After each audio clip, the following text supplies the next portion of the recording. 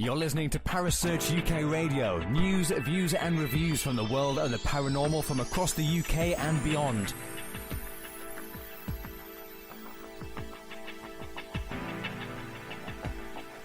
Find us on Facebook, Twitter and the World Wide Web. Parasearch UK Radio.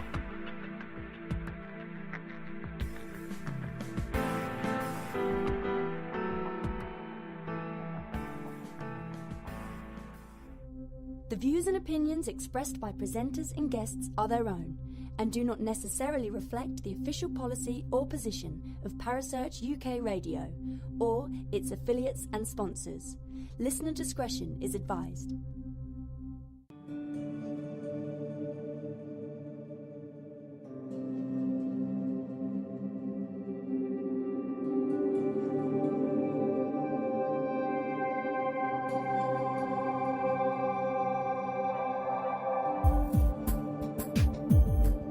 You're listening to The Spirit Dimension with your host, Kerry Greenaway, right here on Parasearch Radio.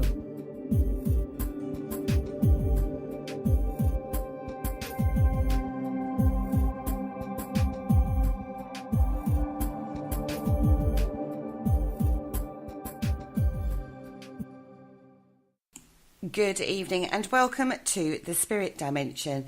Now, on a Sunday evening, I like to bring you something a little different. And one of the things I really like to see out in the paranormal field is people working together in collaboration with each other.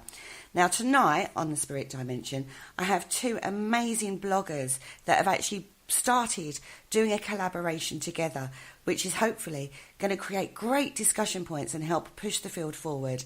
Firstly, I have my good friend and paratheorist, Mr. Ashley Knibb, join us. Good evening, Ashley. Hi, Kerry. Thanks for having me. You're welcome. And the second lovely, lovely person that I've got in the studio tonight is a prolific blogger, is what I could say, who well researches each topic that she takes on, and that's Sara Chumacero. Good evening, Sara. Hi, guys. How are you? Good, thanks. How are you? Good, thanks. Good. I'm excited. Well, you should be. You've got so much going on in your life. I know. Both of you. Now, one thing that's quite unusual about this is that Ashley is based in the UK and Sara is based down in Australia. But they're working together in this collaboration blogging scenario to bring us something that is quite unique, really, isn't it, guys? I hope so. I think so, and I think it just shows that we don't have to be in competition all the time. We can work together. Yeah, totally, yeah. And I think that's what this field needs more and more of, is people working together, sharing the ideas, talking on a level where they can disagree, but also do it in a way that they can sort of like still remain friends and not fall out all the time and that kind of stuff. So I think that's what's really, really needed. And that's kind of where we're sort of coming from with this kind of thing. I totally agree. I'm with you all the way on that one. Now, Ashley, people know you quite well on Parasearch Radio. And actually, Sara, we've had you a few times on through the Haunted History show, haven't we? Yep.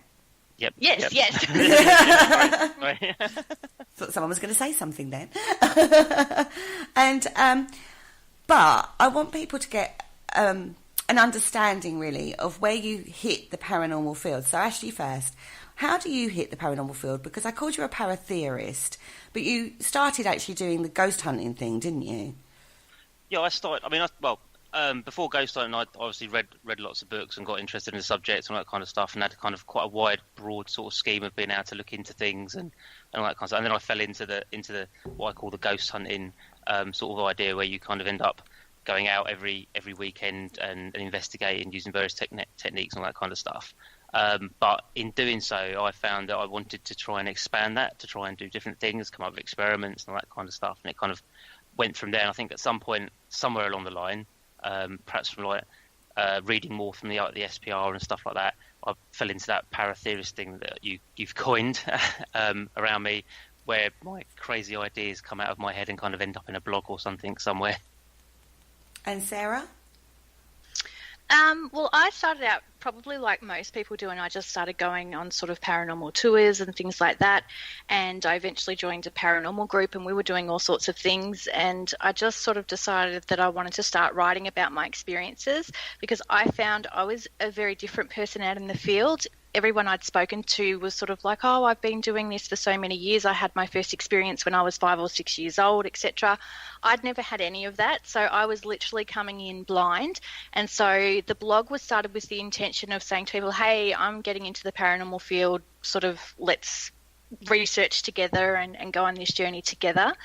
And sort of somewhere along the line, as I became more and more experienced from doing investigations with my team and then also conducting public investigations, I sort of started to observe and see things a lot differently, and it sort of made me view the paranormal field in a very different way, and I became more, I guess, an observer than an investigator. And so you can actually see that reflected in my blog. It's sort of not just sort of a lot of the lighthearted stuff I used to write about, you know, sort of the joys of ghost hunting, so to speak, and now I sort of look at a lot of alternative explanations. And there's a series I created called Stuff Paranormal Investigators Need to Know, and it's just sort of giving them all sorts of information from every perspective about a certain topic, so that then they can make an informed decision about perhaps what's going on around them. This is one thing that's apparent in both of your work, is that you can see the journey you've taken throughout your paranormal experience and how you've evolved, isn't it? Definitely, and I think that's probably why we kind of get on, and why this collaboration has come about, because there's similarities within our journeys. There's questions that we both have and all that kind of stuff, and we kind of push to understand a little bit more, but also in doing that, trying to help others to understand a little bit more and ask questions and stuff like that maybe they've not thought of. And like Sarah just said there, maybe having blogs like having investigators understand a bit more about what they may need to look at and all those kind of aspects of it. So I think there's a definite similarity between our journeys, if you want to call it that. Yeah, I'm big on the journey. Gotta love the journey. So we go into, how did you two guys start talking? That's a good question. I'm assuming you read each other's blogs and sort of it kind of went from there. Yeah, I think we just kind of, it's one of those things. I was aware of who Ashley was, and I read a lot of his blogs, and I think he may have sent me a friend request one day, and we just sort of started talking. And when we started talking, it wasn't sort of just like, oh, what are you doing? How are you? It was, we were really sort of getting into the nitty gritty of our paranormal research and just sort of comparing ideas. And I know for myself, because of the time difference, sometimes I'd be up till 2-3 o'clock in the morning talking about this kind of stuff. Yeah, same here. It's a weird time difference is kind of delay. And I think to be honest, I think about it now. I think actually the connecting dot between us is probably Parasearch, and possibly even Kerry, because obviously I think that's where I picked up on some of your work and stuff like that, and started reading your blog, Sarah. So I think that's where the connection sort of came from. So it's your fault, Kerry. Yes, it is. Well, that's a good thing, because I like collaborations between people, and that makes me a little proud, to be fair, that I was integral into bringing you two together. How sad am I? Little ego stroke there. So I do like an ego stroke. So now you're both very different in your approaches, but one thing is very, very clear for both of you, is you research the hell out of whatever topic it is that you're doing. So I'm going to take you back to the first thing that actually sent you down that rabbit hole. What was it? Oh, okay. I know, right? It's like this is your life. We get a red book. We get a red book, surely. Well, you never know. The first thing that took me down the rabbit hole. I'm going to think about. Do you know yours, Sarah? If you do, you go. I do. I remember there was one night we were having a discussion, and I don't even remember what the discussion was specifically about, and it sort of was what was, and I've told Ashley this before, it actually made me think about things completely differently and actually set me down the path of looking into sort of his psi theories and all of that a bit more.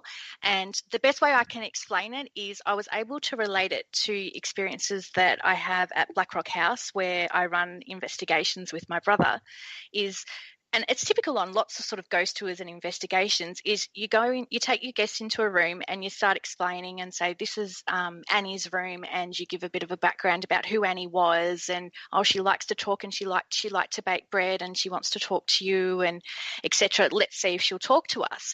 And it sort of sparked the interest in my mind. Well, is it that the responses and things we're getting because there is a spirit there called Annie, or there's a spirit there communicating with us? Or is it sort of more of a Philip experiment scenario where we're all focused on this Annie story? Are we actually making it happen ourselves?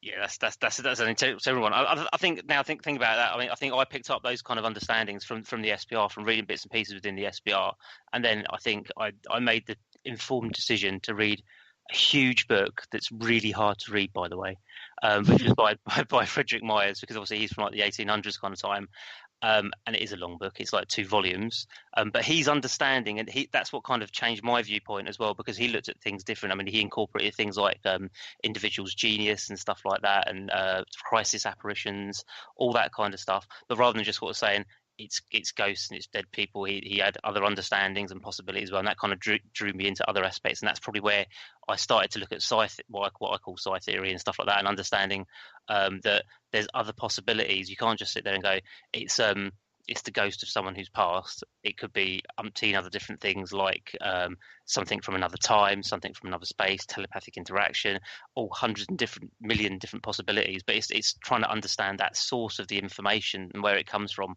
that is like the golden nugget of where we're trying to get to, sort of thing, and we're trying to discuss and all that kind of stuff. So I think that's what kind of led me down the rabbit hole, which I'm probably still down quite a lot. I think we're all down, lost in rabbit holes, to be fair. I think there's a whole warren down there that we're all lost down there somewhere, to be fair, because the amount of tangents you go off when you're researching is incredible, isn't it, when you think about it? And not all paranormal. That's one thing I found was, when you start researching, you end up researching topics you never, ever thought you would look at. I mean, Sarah, you've looked into treatments for mental health back in 2018, wasn't it? Because you were doing Arradale. So you started looking at what did they actually do to the people that were there, not actually paranormal at all. Yeah, and I think I even, like a couple of weeks ago, I went to the museum in the city, and I never thought I would get so much inspiration for blog articles just by being in the Mind exhibit. So there was nothing paranormal about the Mind exhibit, but it was more about the intricacies of how the human mind works. And that's, I guess, the part that I've really taken an interest in, because there is explanations for so many things that I'd never even thought about, and that most people wouldn't even know about either, because that you wouldn't think to look them up. No, definitely. I get a lot of inspiration, funnily enough, from toddling on down to London and visiting museums like Natural History Museum and the Science Museum and stuff like that, because they just have. There's lots of research, like you said. There's lots of research that's already been done that is in the science domain that touches on elements of the paranormal, but you don't really realise it until you start looking at it. I mean, everyone talks about quantum physics, and I don't want to use quantum physics as an explanation for things in paranormal, but when you read about quantum physics and elements within quantum physics, it sounds a hell of a lot like the paranormal. So you kind of get that crossover between there. So it's like, and that takes you off down another avenue of reading about things that are completely things that you probably wouldn't have thought about reading about previously. I mean, I like those exhibits that you like Sarah just mentioned, the Mind exhibits and stuff like that. We had them in the Science Museum as well. And that's the fascinating part of the paranormal, I find, is that you can go to quite a bland, normal kind of exhibition and come out with so much inspiration in regards to how you work and research yourself. I just find that fascinating. And it is so integral in regards to people. Knowing the psychology, we all end up with quite understanding. I'd like to say good understanding, but that probably insults psychologists everywhere. But you get a huge understanding, don't you, of the psychology of people. It makes you see things in a completely different way. Absolutely. Absolutely, yeah. I think you hit the nail on the head there. I mean, we may not have a academic understanding the same as what the professors and the doctors and all that kind of have, but I think it sparks that interest and that possibility, and it opens that little door just a crack for you to look inside and go, hang on a minute, there's something else going on there that actually, and that's something that's the proper science and stuff like that, and it actually ties into what I'm trying to look into as well. I mean we talk about museums and stuff like that and proper science, but I also get inspiration from my own children. I mean, kids say the most strangest things sometimes, but you sit there and think, actually, they've got an excellent point, and you kind of look into it a bit more, and that opens up another field of investigation because it's just strange how that comes together and stuff like that. Oh, I totally they agree. have a lot of weird questions. Yeah, they do. Yeah, massive questions. Kids, eh? The gift that keeps on giving, we're calling children these days. In so many ways. Yeah. So what area or what areas have you researched that you never thought you would end up researching, that led you down a blog or a thought pattern? Psychology. I mean, that sounds like an obvious one, but when you first start out, you don't see yourself diving deep into psychology.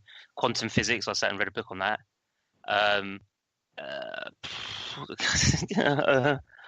Lots of different spaces. Yeah, go on, Sarah. I was going to say it's like everything. It's, a lot of the stuff that I've done, even photography, for example. I decided to start studying photography just so I could understand how a camera worked, to help in looking at paranormal or supposed paranormal photos and that kind of phenomena, and even just again going back to the workings of the brain and things like the pineal gland and all that kind of stuff. Like I didn't even know what half of this stuff was before I even started looking at it.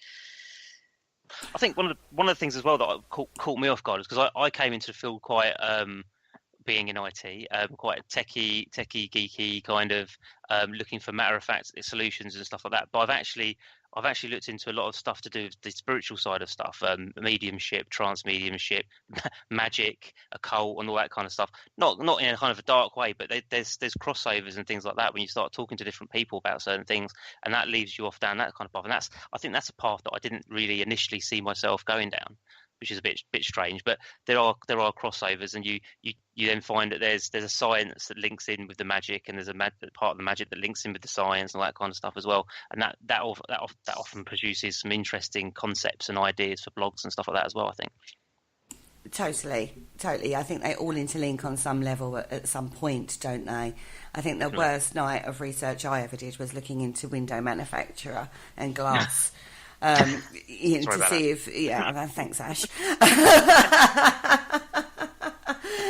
But I learned a hell of a lot from that evening, and more than I thought I would. Yeah, it was boring, but I found out a hell of a lot about something that could possibly be causing an anomaly in regards to some of the data we collected that night, which is fascinating, right? I think so. That's yeah, great. Definitely. Yeah. So now the collaboration between you two actually kicked it off with what is psi theory, and then Sarah ran with that with a point that was raised to do with the pineal gland, and then actually you've taken it the next step further. So we've started like a series of blogs, isn't it? It's like a continuation of almost like a brainstorm by blogging.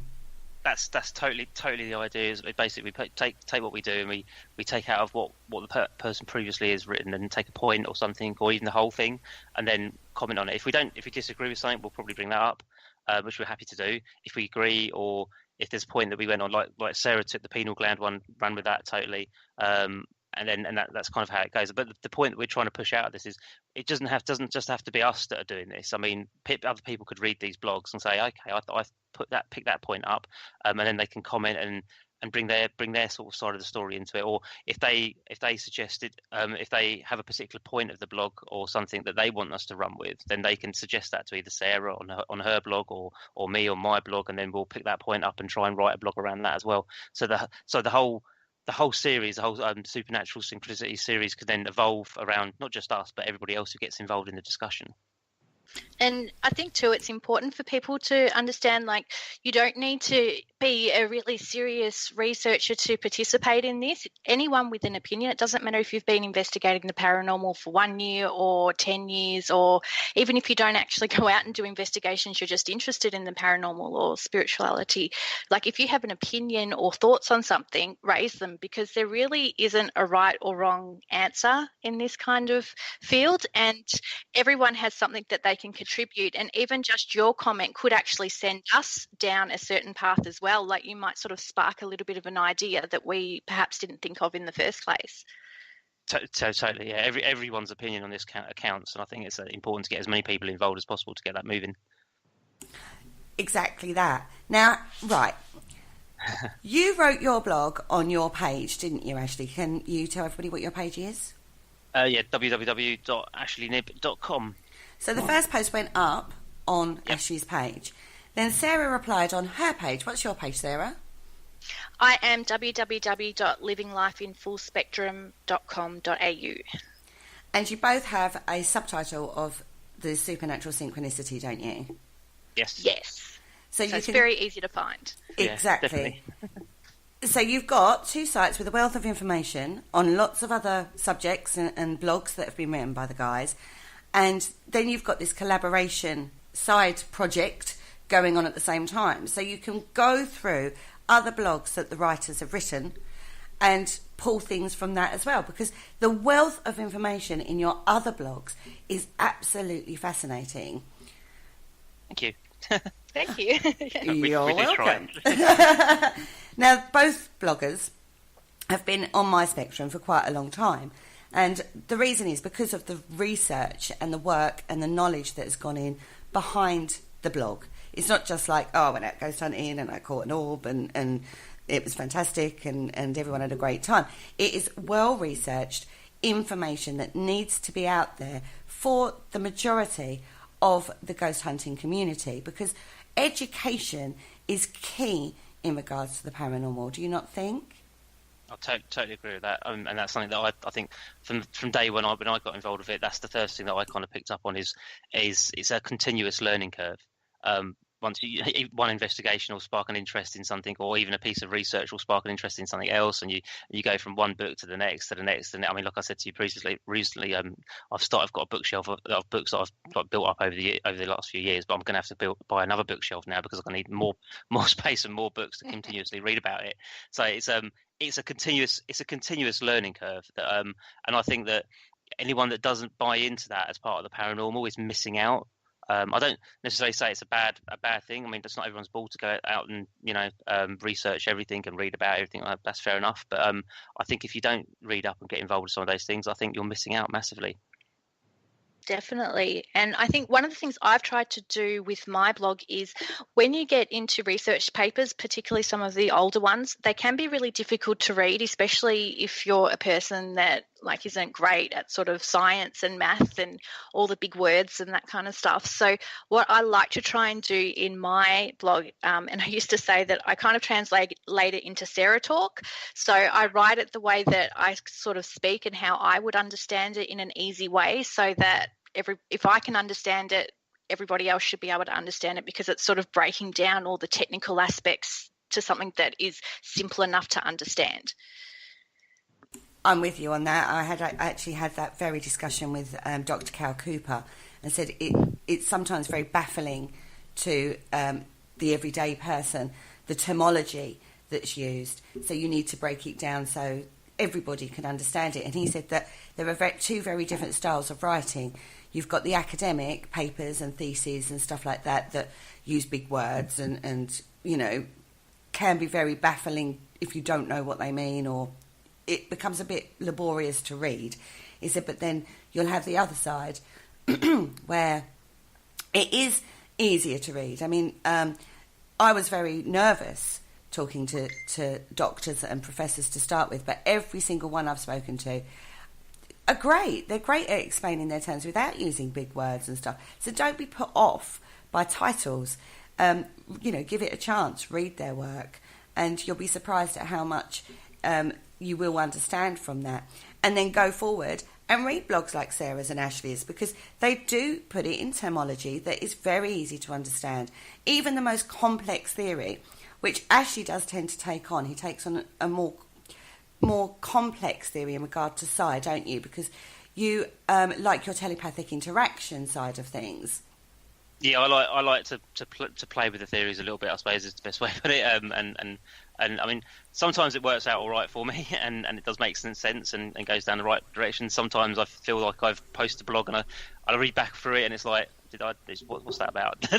But it's all there's a lot of triggers in there for finding out more about the field and stuff like that, and I think that's the important part. And it's you're actually right. I mean, I've read a lot of, because obviously I'm part of the SPR. You get the journal and you read a lot of papers in there, and some of them are extremely difficult to page turn through. I mean, these things aren't novels, let's be honest, but if you can make your way through it, you can pick up a lot of notes and stuff like that, and then you can take that away and find out the other terminology for it. And like what Sarah does in her blog, you can then look at how to break that down into Sarah talk or Ashley talk, so everybody else can understand it. And that way we can sort of like communicate. And it's the same with other people. If they've come across the same sort of thing and they can break that down and share it with other people, I think that's a brilliant idea, because then that more people can get involved and understand. And not be so, I don't want to use the word afraid, but that's the only one I can think of right now. There's a lot of, I think, ghost hunters that seem afraid to interact with the academic side of things, perhaps because of the terminology they use sometimes and all that kind of stuff. And I think that's a great shame. I'll be honest, I was exactly the same when I first started interacting with the likes from the SPR doctors and professors and stuff like you just said, Kerry. And you kind of begin to get into it and you realise that these are just people with the same interest as you. They just deliver their information in a different way and to a different group of people. And but they still have the same core interest as us in a way. And that's what leads you into more knowledge and understanding when you break that fear barrier of actually learning and getting involved. I mean, it led me down a huge rabbit hole when I realised that these people are very approachable and readable, particularly when they produce a book. It's got to be for the masses. They want to sell books, not theses. So they write in a way, and they're a huge source of information and inspiration. But you don't always deal with heavy topics. I know your latest collaboration is very great at taking a point and moving on from that, and it's incorporated, or will be, particularly if you're looking at pineal glands and stuff like that, incorporating lots of different fields. But you both have taken on light and fluffier topics as well, haven't you? Like, Ashley, you did a blog on Zach Baggins' museum, sorry, it was the Demon House. Yes, I've done one on the Demon House, yeah. And Sarah, you do ones on things like what keeps us in the field, for a start. So you look at it from all angles, don't you? I think you have to, because we also want it to be something that everybody can relate to. As I said before, like, not everybody that is in the paranormal field wants to take it super seriously. There are some people that just like to go out and have that kind of experience. So we kind of want the things that we do to resonate with all sorts of people involved in the field, and even people that aren't in the field that might just be sort of into weird, creepy, spooky stuff. They might be able to get something from it as well. And then our hope is that by them reading those articles, maybe then they'll stick around and look at some of the other work that we've done, and then it might sort of, lead them down the rabbit hole. I can't really add to that. That's exactly my fault for my blog as well. Exactly the same thing. It is trying to create a further interest in what you do when you're out in the field, isn't it? It's making you see beyond it. As one of Ashley's favourite sayings to me is zoom out from that perspective and see where that takes you. And trust me, that's taken me down some very weird rabbit holes. But it's created a different focus for me in regards to the paranormal. Is that what has happened for you guys? Yeah, I think zooming out is something that I took from my parents, to be honest with you, because they always used to do that with me. They used to like zoom out and look at it from different angles and that kind of stuff, because I grew up in that kind of environment. And they, to be fair, they were great. You look back now. I mean, when I was at school and stuff like that, you like cursed them, but now I look back and I think actually they've done a good job. And zooming out is fantastic, because it's you. We often go to a location. I'll take it in a ghost hunting sort of approach. You go to a location and you investigate a location, and literally you'll walk into a location, and often will be contained within that location. So everything we're thinking about is that location, and then you'll walk into a room within that location, and you become contained within that room. What happened in that room? Who died in that room? The reports of paranormal activity within that room. But then if you start to zoom out a little bit, you can often sometimes see that what you're looking at might not be a ghost that's specifically related to that location or that room or anything like that, or even the history of that location. There could be other aspects playing here, and that's obviously where psi theory comes into it a lot more, and comes up with concept like it might not be a ghost related to that location. It might be telepathic interaction from a local or non-local source, and you get all these other possibilities that come into the mix. And that's why zooming out for me has become quite important, because you see other concepts. You also see other things that can debunk the activity as well, because it might not just be something simple going. I mean, we've had things like we've had activity on various meters and stuff like that, but we've zoomed out and then realised that the activity isn't actually activity at all. It's something like an alarm system that is pulsing electromagnetic field every so many seconds, and then that annoyingly, when you ask questions, it seems to trigger it every point when you've just asked a question. So it seems like you're communicating with something, but you're not communicating with something, because it's actually an alarm system that's pulsing just at the right moment to seem like you've got intelligent communication. So by zooming out, though, you see those concepts and those things that are going on around you and all that kind of stuff. And that can take you from that haunted room out to the haunted building, out to the localized area. So you look at things like geography and all that kind of stuff, right out to the edges of the planet and right out into the universe as well, if you continue to zoom out, and you get all kinds of understanding and weird things going on from that concept. And that's why I love the old zoom out phrase, Kerry. It's a good phrase. Yeah. I think that I was kind of forced to zoom out, because here where I am in Australia, there isn't a lot of locations that you can actually investigate, and the ones that you could investigate cost quite a lot of money. And I was very lucky that the paranormal group I was in, we managed to get access to a lot of locations, but in return we had to sort of run public investigations, because they obviously wanted to get some money and publicity out of it. So I kind of had to step back from being a paranormal investigator and more being, I guess you would call it, like a tour guide. And with that, it's not about me investigating, it's about them having an experience and experiencing the paranormal investigator, I guess, experience. So I kind of was forced to step back and just start watching people and observing. And from that, it made me actually look into human behaviour a lot more, because I was actually seeing how people were reacting to different scenarios, and it was just looking at it from that different perspective, just taking a different role during an investigation, that actually led me down my path of, the stuff paranormal investigators need to know series, because I was more focused on human behaviour and what people were doing and how they were reacting, in the sense that I thought, okay, well, the way they're reacting, I don't think there's something paranormal going on, but they think there is. I think that's a massively valid point as well, what you just said about human behaviour point, because I think a lot of people miss that. They'll go in and they'll investigate a location, stuff like that, but they're obviously observing what's going on in the location, but they forget to observe their own team, and the fact that by entering that location as that team, you've already changed something. You've added another variable to that whole mix, and you have to understand what's going on with yourselves and your whole team and the people around you and that kind of stuff. And I've seen that as well. I've seen situations where what I've called almost like psychological contagion, where one person will say, "Did you hear that?" and then the next person will say, "Yeah, I heard that," but they're not necessarily understanding what they've heard. They're just following the social kind of mix that's going on there, because they want to be part of what's going on as well. So, and that, when you start to look at that aspect of it, it gets fascinating, because, like you say, you look at the behaviour elements of it, and you think, hang on a minute. So a lot of the stuff that we might think might be reports of paranormal activity might actually be people just behaving in certain ways because they want to be part of a social group that's doing something and all that kind of stuff. So there's a lot more complexities to it, which is where zooming out really helps out, I think. So, yeah. So when you become, I don't want to Right. I'm going to word this without offending half the nation. So taking that step from going out in the field and doing that form of investigating, and then all of a sudden you find this whole wealth of information that's out there, it opens your mind, you change your perspective. Does that ruin the experience of investigating for you? In some ways, yes. In some ways, no. I find that I'm asking a lot of different questions and looking at things a lot differently. And when I come home, what I used to research in the past was I used to research the history of a location and research the people behind it, and I would formulate the way I investigate around them, thinking what kind of questions could I ask if this person is here to make them come and talk to me. Whereas now I'm more looking at sort of more investigation techniques as to answer why is this activity happening and where is it sort of coming from.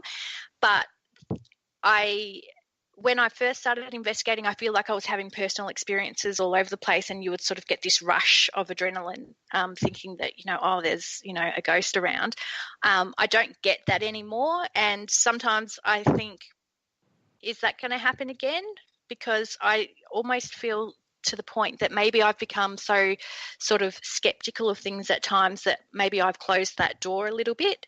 So that's sort of what I do question, if maybe I have sort of, shut myself off to the spiritual side of something potentially, happening. I think I sort of like totally agree with what you just said there. I think the aspect, the same sort of thing happened to me when I started looking at things a little bit differently. It changed the concept of ghost hunting from a personal experience that you'd have to beginning to analyze a bigger picture. In which case you look for the source opposed to looking for an experience, and that can be difficult, which is why on Parasearch, you probably heard me mention about data a million times, because that's the thing that I look for now, because I know that finding more data can help us prove something more so than small experiences or anecdotal evidence and stuff like that. So you look for other aspects to help prove the source. Does it ruin the experience? I think it changes the experience from what would be like Sarah just said, something that would cause you to have a bit of an adrenaline rush, sort of whilst in a darkened building, and maybe having various gadgets going off because you think you're having a communication situation. But then now I know that certain things aren't happening, so it's not quite what I thought. I don't necessarily prescribe to intelligent communication occurring on a regular basis. I think that's a very, very rare occasion that might happen now. And sort of like look at things completely different, I suppose. So, like I said, I look for more data sort of aspects. I'm looking for something completely different rather than what I was previously. The experience has changed. That's a good way to put it. It's changed. Yeah, it evolves, doesn't it? It changes how you view things when you're investigating. And sometimes if not everybody's on the same page, it can be very frustrating because they're still having that earlier, everything's spiritual activity, and you're standing there going, well, maybe not. Maybe you can look at it like this. It can make it very... you have to be a diplomat sometimes, is what I've found. Yes. You have to bite your tongue sometimes. Yeah, very much so. But again, it depends on their perception of what they're getting out of that, or what they want to get out of that experience. So if you came across somebody who was just starting their rabbit hole journey, we'll call it, what sources of reference would you guide them towards to start reading? It depends. From my perspective, it depends on what their interest is to start off with, and which route they want to take. If they want to take it to a ghost, so they want to start off with a ghost hunting route. I don't think that's a bad thing. I think that's a good place to start sometimes, because it fuels the interest. It's like the TV shows. Everyone says, "Oh, they're rubbish," and all that. But I think that okay, they may not be 100% proof. I'm air quoting, by the way. There, it's radio. I just realised. But they do drive a lot of people, and because there are more and more TV shows hitting the airways at the moment, they do drive a lot more people into the field.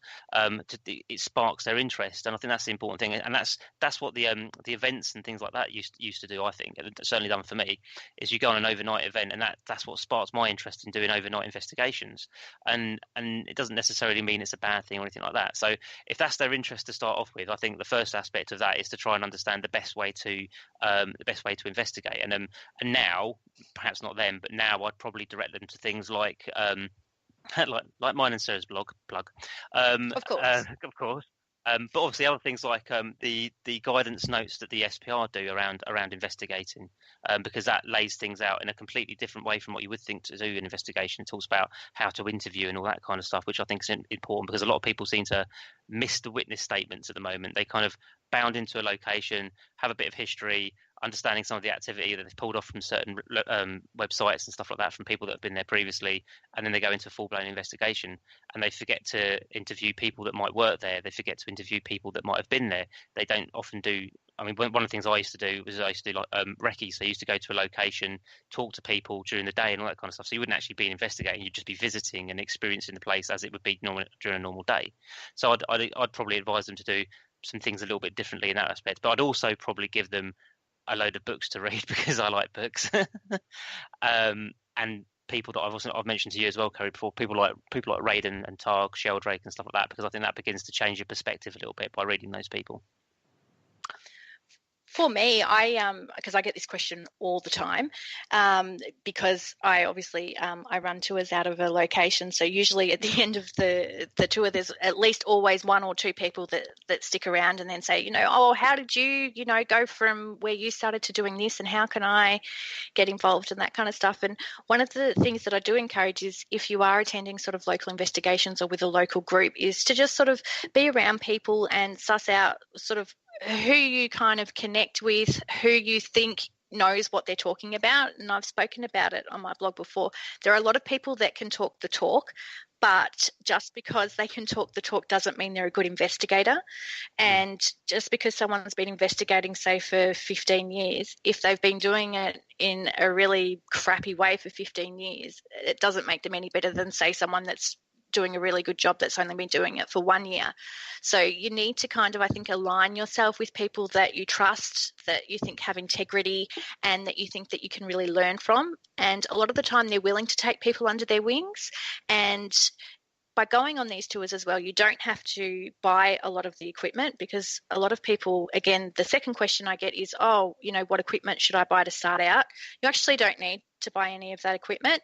If you want to use the equipment, go on one of the public investigations and use their equipment. It's there for a reason, and you'll actually soon realise when you're around the equipment that it doesn't work the way it does on television shows.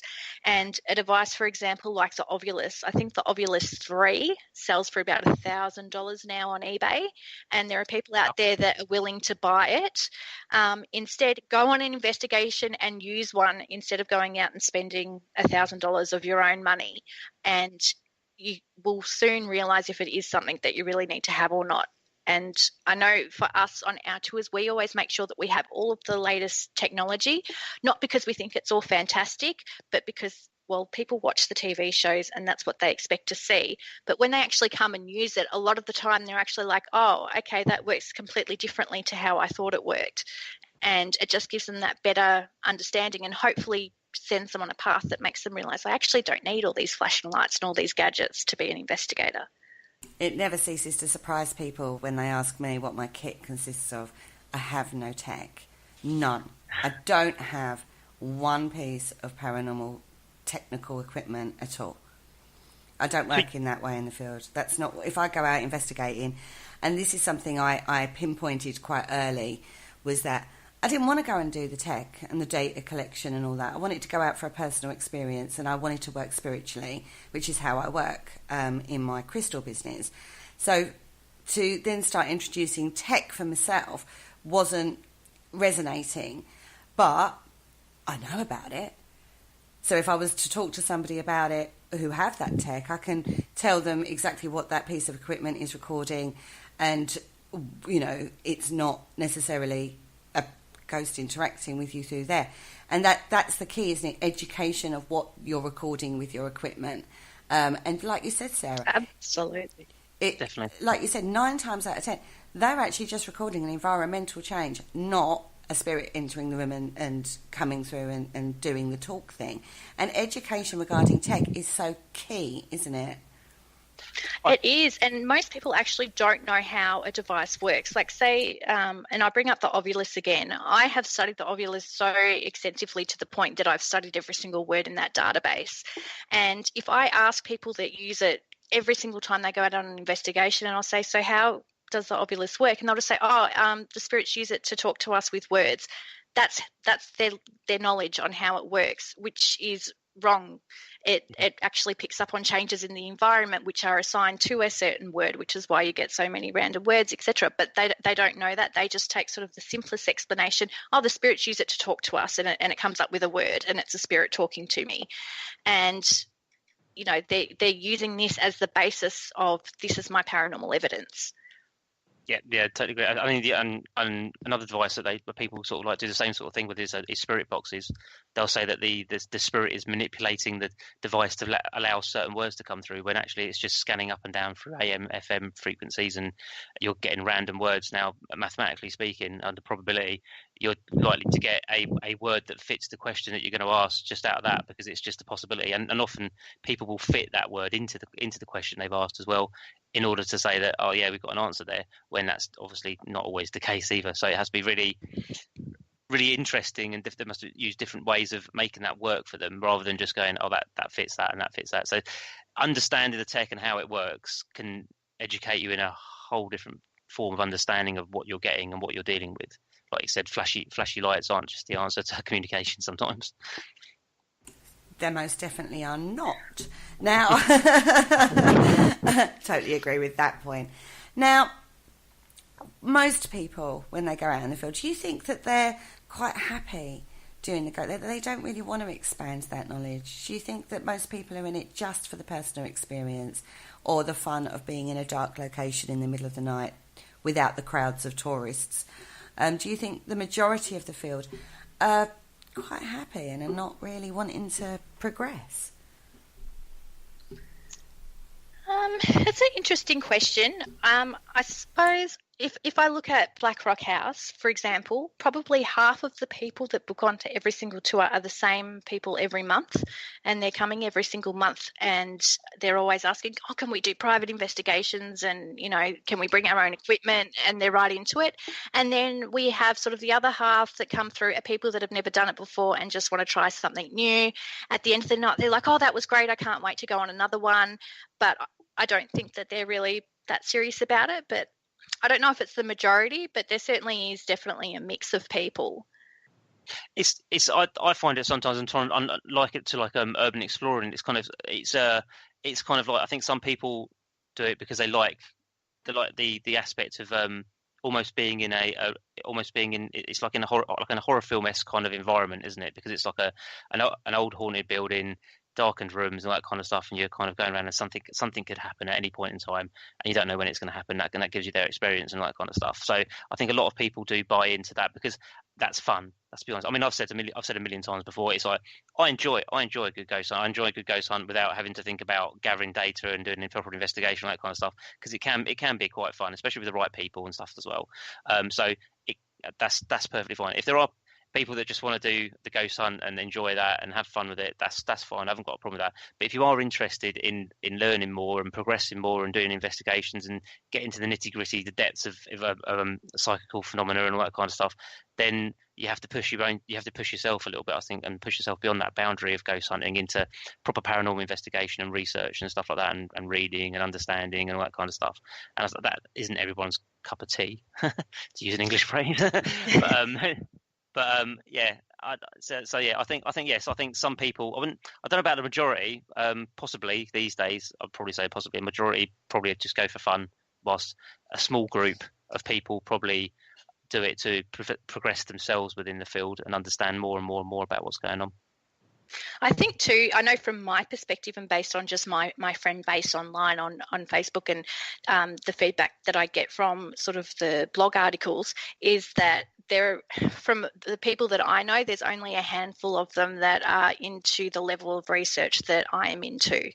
Most of them are interested in sort of more becoming a better paranormal investigator and that kind of stuff. But when it goes into the depths of the research, so that Ashley and I are doing, I only know a handful of people that are probably willing to go to that kind of depth. Yeah, I'd agree with that too. I'd agree with that. I would agree with that too. So it's very much about attracting the right people for your own personal journey, whatever personal journey that is. Do you think that where you are now has either increased or decreased your passion for the field? I think where I am now has increased it, because every answer that you get in any shape or form within the paranormal field usually delivers 10 to 100 more questions.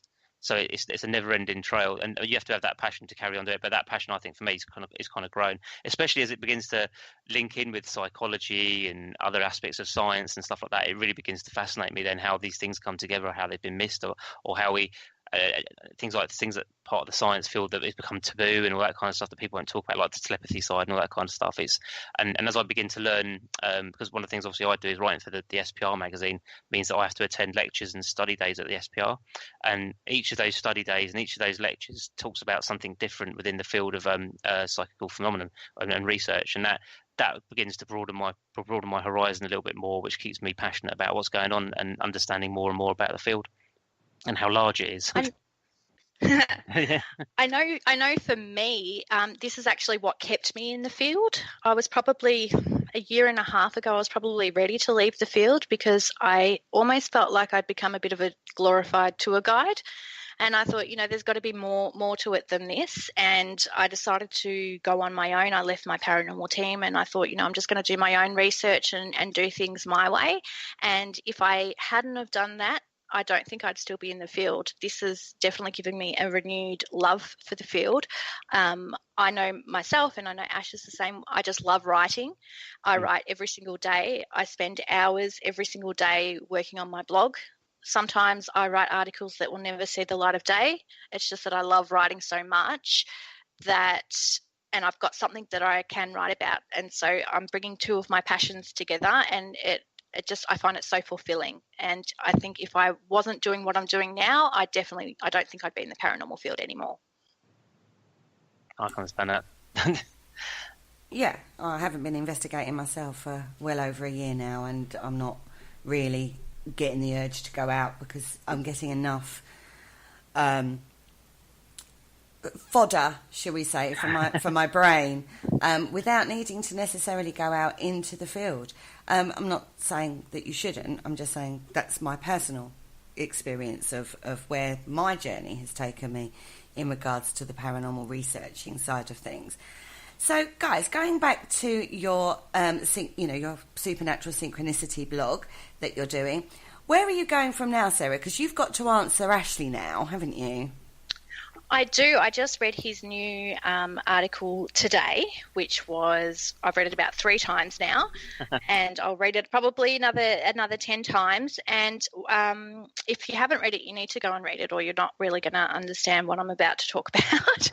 But he's sort of, my article looked into the pineal gland and that possibly being the physical seat as to what could cause, this sort of energy or us to experience different paranormal things. And so he's then gone into, I guess, down the rabbit hole of perhaps is the energy we're, picking up on, is it ghosts and spirits, or are we actually picking up on another person?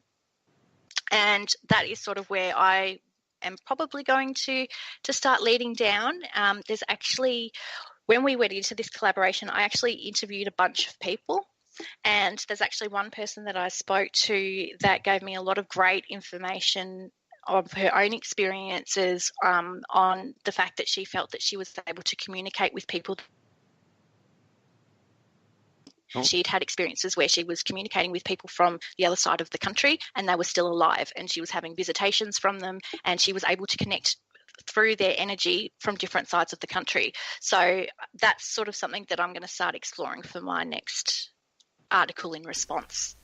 So this is more going into like when we talk about remote viewing and stuff like that, whereas you're doing that in the physical, in the moment, in the time. Yeah, definitely. Like remote viewing is one of the extrasensory perception, telepathic interaction, all those kind of aspects. Looking at the opposed to looking at the concept of it being the source being from a spirit or someone who's passed away. we're looking at the information coming from, like Sarah just actually mentioned, so you've hit the nail on the head, so I got my articles work. The information's come from another living person, and that information. But the thing is, I think what I was trying to get at in my article, which if you read it, hopefully it will come across, is we don't always know that we're linking in with somebody else who's alive. So a lot of people misunderstand the concept of telepathy and think it's like a mind reading trick. But I'm suggesting that telepathy can happen locally, non-locally, and also when we don't really know that it's happening. So our unconscious mind is kind of doing that in the background. So we walk into a location and we're trying to pick up on information to try and understand what's going on around us. It's like the fight our basic need to do that, basically, as part of our behaviour, and then that information is being channeled through our unconscious mind, and our conscious mind only gets what's necessary to use at that moment in time. But it's kind of our unconscious mind is kind of googling, I call it, in the background, and that picks up information from other people's minds around the planet anywhere, and then that information comes in about where we are and all that kind of stuff, and that's where they get the information from. So rather than it being from a spirit, it comes from another person's mind, so their memories, if you like, and that's how that's kind of the concept that I'm kind of going with on that one. But it's not just, I've not just come up with that. That's ideas that have come across from other people, like the ones I mentioned before, Sheldrake, Radon, Targ. Targ obviously was involved with remote viewing, so he knows about how we can see different places by doing that, which is obviously the possibility of that is picking up information from somebody that's in that location, and that's how they get that information. So that's how it could all work. And obviously Sheldrake's done things to do with telepathy and done lots and lots of different little mini experiments around that as well. So that's kind of where I was going with that. If that makes any sense whatsoever. Another thing that I really like, though, is, and it's something I talk about all the time, and I'll probably talk about it again, is you said one person's grey alien is another person's goblin. And it's about how, I can be in the room, Ash can be in the room, and we will experience the same thing, but our perception about what we experience could be completely different. Yes, definitely, and I've experienced that a few times. I think and on investigations and stuff like that, where one person will come back and say, "Oh, I saw this, that, and the other," and another person will say, in the same location at the same time, will give you a completely different story. And I think that's why we have to capture information specifically in a certain way when we do things as well, when we're investigating, rather than a big collaboration, because people then will side the same information. But that's exactly right. Yeah, one person could perceive certain information as one thing, and another person can perceive it as something completely different, depending on education, belief systems, all that kind of lovely stuff that builds up over years that we grow, sort of thing. Yeah.